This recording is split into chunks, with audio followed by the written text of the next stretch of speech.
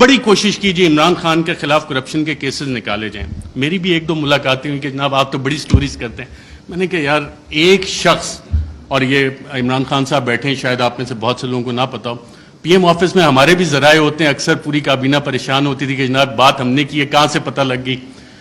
وہ شخص جو پانی کی آدھی بوتل بھی ضائع نہیں ہونے دیتا بطور وزیر اعظم کے, یار یہ آدھی پانی کی بوتل میں نے ابھی رکھی, کیوں اٹھا کے لے گئے, وہ کرپشن کرے گا. میں نے سمجھائی لوگوں کو یہ بات, لیکن پلے بک کیونکہ وہی پرانی تھی, کیا کرپشن کے کیسز نکالو, ڈسکریڈٹ کرنا ہے, کرپشن تھوپنی ہے. مسٹر اے بی سی کا فلانا دوست ہے, اس سے نکال کے لاؤ, کچھ نہیں. آج 2-2.25 مہینے ہو گئے, کوئی کرپشن نہ نکلے گا. عمران خان کا کرپشن کا کیس نہیں نکل سکتا, نہ نکلے گا. میں نے بتائی کہ نہیں آپ کچھ کوشش, میں کہا میں یہ کوشش نہیں کر سکتا کیونکہ مجھے یہ پتا ہے کہ عمران خان کی کرپشن نہیں نکلنی. اچھا, media narratives against P T I. French revolution جب آیا تھا تو اس وقت ایک تھاٹ تھا کنگ لوئی کا, میں ریاست ہوں, میں بادشاہ ہوں, میں قانون ہوں. اور یہی چیز ہم نے دیکھی کہ جب میڈیا نیریٹوز پی ٹی آئی کے خلاف بن رہے تھے, ابھی حال ہی میں آپ اگر آئی ایم دا کنگ کا دیکھ لیں, the king can do no wrong. King ہمیشہ, جو بادشاہ ہے وہ ہمیشہ اچھی چیزیں ہی کرتا ہے. فیٹو پہ پوری حکومت نے کام کیا, حماد اظہر بھی ادھر ہیں, لیکن پی ٹی آئی نے کام نہیں کیا, بادشاہ نے سب سے اچھا کام کیا. آئی ایم دا لا, قانون میں ہی ہوں. پولیٹیکلی آئسولیٹ کرو پی ٹی آئی کو. آج پی ٹی آئی واقعی پولیٹیکلی آئسولیٹڈ ہے.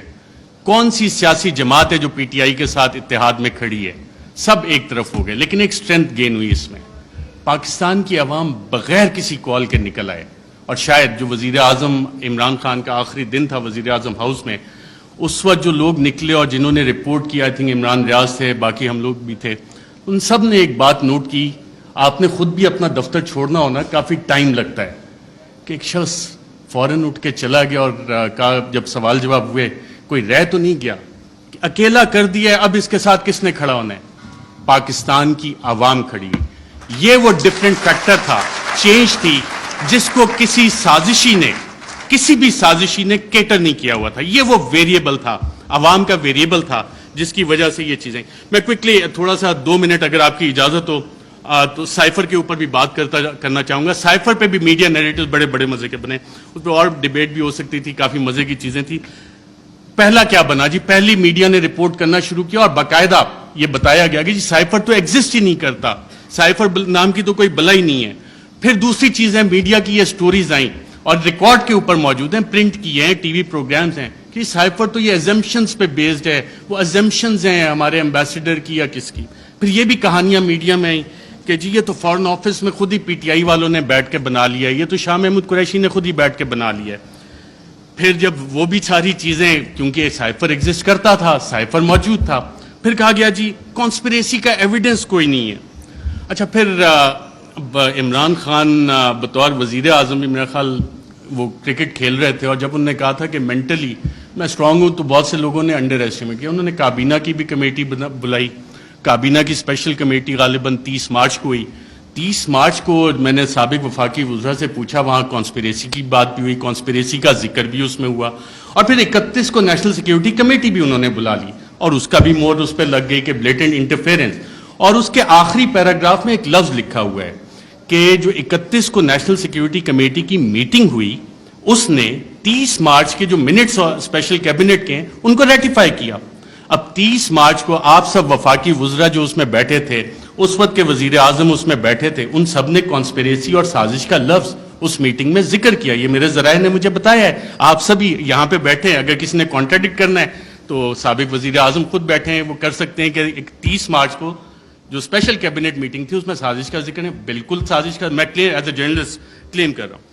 پھر یہ کہا گیا کہ جی وہ انٹیلیجنس ہم نے خود ہی کر لی, اور انٹیلیجنس کی بیسس پہ آبویسلی اس پہ سوال اٹھے کہ انٹیلیجنس, ہمارے انٹیلیجنس کے ادارے بہت اچھا کام کرتے ہیں, دہشت گردی کے خلاف بہت اچھا کرتے ہیں, پاکستان کی سیکیورٹی کے لیے بہت اچھا کام کرتے ہیں.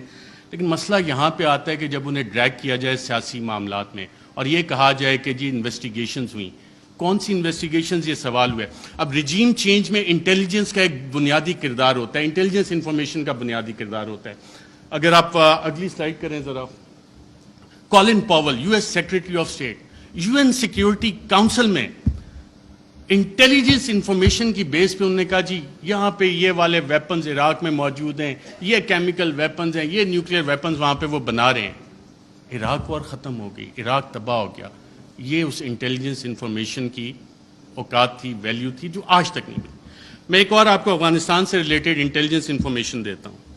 इंटेलिजेंस डिसइंफॉर्मेशन कि उसामा बिन लादेन के पास न्यूक्लियर वेपन्स हैं, और उसामा बिन लादेन के पास न्यूक्लियर वेपन्स, अगर आप ये स्टोरी देखें तो ये जस्टिफाई करने के लिए थी कि जी अफगानिस्तान में अमेरिका ने हमला करना है। और उस वक्त आप तमाम अमरीकी अखबारात उठा लें, वर्ल्ड एक्सक्लूसिव डॉन ने भी फ्रंट पेज पे छापा कि जी एक एक्सक्लूसिव इंटरव्यू हुआ है, उसामा बिन लादेन के पास न्यूक्लियर वेपन्स हैं। वो न्यूक्लियर वेपन्स आज तक नहीं निकले। तो ये होती है इंटेलिजेंस इंफॉर्मेशन। जब तक आप तहकीकात नहीं करते, उसे वेरीफाई नहीं करते, बहुत सी JITs में इंटेलिजेंस इंफॉर्मेशन आती है, बहुत अच्छा काम होता है, लेकिन उसकी वेरिफिकेशन चाहिए होती है। इंटेलिजेंस और इंटेलिजेंट इंफॉर्मेशन में फ़र्क होता है। इसके अलावा बहुत सारी चीज़ें हैं। प्रोपेगेंडा पे अगर हम जाएं, डीक्लासिफाइड डॉक्यूमेंट्स बहुत सारे आ गए, चिली के हवाले से, ईरान के हवाले से, क्योंकि टाइम मेरे पास कम है, मैंने कहा ये वाले लार्जर इश्यूज आपके सामने रखूं। PTI की हुकूमत में जब हम ये देखते हैं तो हम खबरें देख रहे थे, मीडिया में आ रही हैं कि जी जो बाइडन जो है वो कॉल नहीं कर रहा, फॉरेन ऑफिस का राब्ता हो रहा है, पाकिस्तान के foreign minister Shah Mahmood Qureshi, US national security adviser Anthony Blinken से फॉरेन ऑफिस ने राब्ते की कोशिश की, नहीं हुआ। लेकिन बिलावल आते हैं, उनके सारे राब्ते हो जाते हैं। तो यहाँ से आप जब मीडिया की वो खबरें निकाल के देखते हैं तो आपको एक्सटर्नल फैक्टर और वो लिंकेजेस के ये फैसला व्हाइट हाउस में हुआ, US NSC में हुआ, और इसका जिक्र अब मीडिया में ये सवाल अभी तक डिबेट नहीं हुआ कि क्या इसका फैसला वहां पे हुआ था, नहीं हुआ था। वो साइफर अगर पब्लिक होता है तो उसमें ये सवालात उठेंगे यकीनन कि ये फैसला उस लेवल पे, स्टेट के लेवल पे US स्टेट ने किया, सदर जो बाइडन ने किया। और सदर जो बाइडन जो नियोकॉन्स थे, the plan for the new American century, उसका बाकायदा तौर पे हिस्सा थे, जिसके बाद हमने देखा 2001 के बाद पूरी दुनिया में डिफरेंट रिजीम चेंज ऑपरेशंस बाकायदा तौर पे लॉन्च किए गए। इराक उसकी एक मिसाल है। इंटरनल फैक्टर्स पे जब हम आते हैं, मैं बड़ा ब्रीफ रखूंगा क्योंकि मैं टाइम बताया गया 10 मिनट का है। इंटरनल फैक्टर्स को जब हम देखते हैं तो इसमें ज़ाती अना के मसले आ जाते हैं, कुछ इदारों के मसाइल आ जाते हैं, कुछ सियासी मुफादात आ जाते हैं। और इसमें एक सवाल जब हम इंटरनल फैक्टर्स का देखते हैं तो बड़ा सवाल ये बनता है कि मुल्क का कौन सोचता है, पाकिस्तान का कौन सोचता है। क्या हम सिर्फ इंडिविजुअल्स का सोचेंगे? क्या हम सिर्फ उन इदारों का सोचेंगे कि जी इदारों की अना बड़ी होगी या इंडिविजुअल्स की अना बड़ी होगी है? पाकिस्तान का कौन सोच रहा है? क्या वजीर आजम इमरान खान उस वक्त पाकिस्तान का सोच रहा था या इंडिविजुअल्स के बेनिफिट्स देख रहा था? और क्या ये जो रिजीम चेंज कॉन्स्पिरेसी है, इसमें जो मीडिया नैरेटिव्स बने वो किस तरह के बने? उसमें इंडिविजुअल्स और इंस्टीट्यूशन ने डोमिनेट किया या पाकिस्तान का सवाल किसी ने उठाया? इस हवाले से मीडिया नैरेटिव्स इस हवाले से साइलेंट हैं, उसमें आपको इंस्टीट्यूशनल और इंडिविजुअल डोमिनेंस नजर आती है। अच्छा, कोवर्ट एक्शन भी इसमें बाकायदा तौर पे प्लान हुआ। मीडिया में being fly on the wall and being an active participant, एक एक्टिव जर्नलिस्ट होते हुए आपको बहुत कुछ पता लगता है कि जी मीडिया नैरेटिव बनना कैसे। अक्सर जो हुकूमतें बैठी होती हैं उनको सबसे आखिर में पता लगता है कि हमारे साथ हो क्या रहा है। मीडिया को पहले पता लग जाना शुरू हो जाता है, क्योंकि कोवर्ट एक्शन मीडिया ने पब्लिक ओपिनियन शेप करना होता है, पॉपुलेशन को बताना होता है कि जनाब ये हुकूमत के साथ मसाइल हैं, और वो कहानियां शुरू हो जाती हैं। और ये डॉक्यूमेंटेड है इस सारे केस में भी।